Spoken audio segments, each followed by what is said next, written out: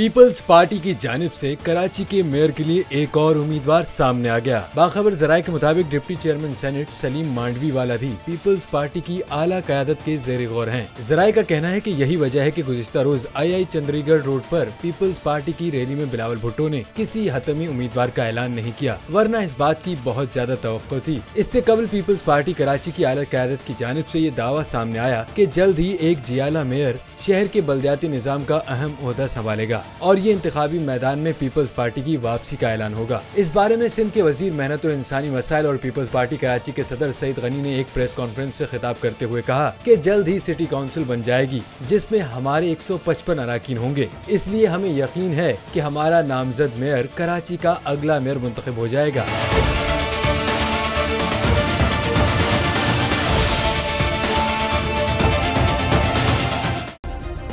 Subscribe करें और bell दबाएं ताकि कोई खबर रह न जाए।